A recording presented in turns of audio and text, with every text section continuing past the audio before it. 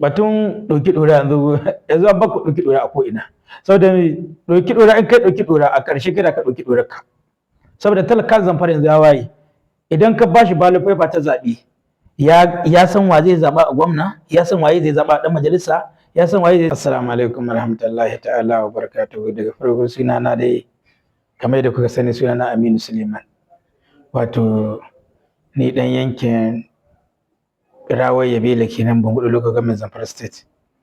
Makasudin zuwa na wannan gidan TV na Tambari na zo in isar da saƙona guda uku da kuma shawarwari zuwa ga uwayenmu da kuma shugabannin jam'iyyar APC na Zamfara baki ɗaya.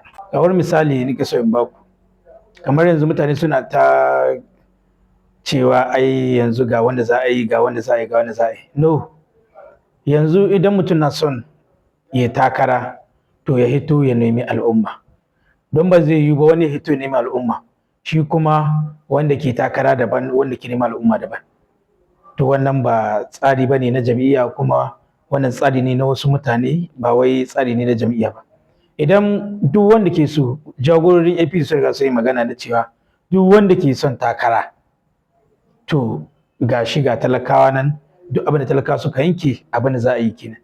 So yanzu kuma zuwa hito mana da wani cewa wai za mu yi wani ko za mu yi wata ko za mu yi wani, to gaskiya wannan gani nake ba abu bane mai dorewa. Kuma tsaye da ingantaccen ɗan takara yana ɗaya daga abin da ya sa ka sa a ci zaɓe. Zan ba ku misali daga zaɓen da aka yi ƙarar na Mudu ta Kudu na Honorable Kamil Sa'idu Wambayan kasuwar daji.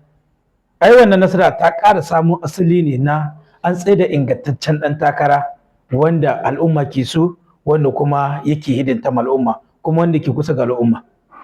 So ba zai yi ba yanzu a ɗauko mana wani ɗan takara a ce yanzu ƙaurar Mudu ta Kudu ba a ɗauko Wambai ba a ce wai za a yi shi. Kun ga ba ingantaccen ɗan takara, amma samun nasarar APC shine an ɗauko ɗan takara wanda al'umma suke so, kuma sun yarda da shi, sun yarda da ingancinsa, kuma sun yarda da nagartarsa, kuma sun yarda daga inda ya hito, kuma sun san waye shi. Idan mutum na son ya takara ko takarar gwamna, kansila, ɗan majalisa, sanata, to hito ya nemi al'umma shi. Ba zai yi ba wani hito ya nemi al'umma kana kuma wasu tsirarun mutane su zo su tsaye da wani ɗan takara, ba zai yi ba. Don ba zai yi ba a ce mai kwashe kuɗi daban, mai shan duka daban. Mu masu biyayya ne ga jam'iyya, kuma masu biyayya ne ga jagororin jami'ar APC, musamman mai girma Dr. Abdulaziz Yari Abubakar Marafan Sokoto da mai girma ministan tsaro Dr. Bello Muhammad Mutawallan Marado Yamboye da sauran duk shugabannin APC, duk masu biyayya ne. Amma misali zan ba ku yanzu, zan ba ku a ɗan takarar da muke so kuma al'umma suke so. Yanzu ka hito ka ce mana ai Honorable Dr. Abdulmalik Zubairu Zannan Bungudu ba shi za a yi ba, ko kuma ga wanda za a yi. Su kuma talakawa yanzu ina ƙarshen Zamfara, a ce Shinkahi, a ce Zurmi da sauransu can. To duk inda ka je ba za ka ji an ci ga wani ɗan takara ba in ba Zanna ba.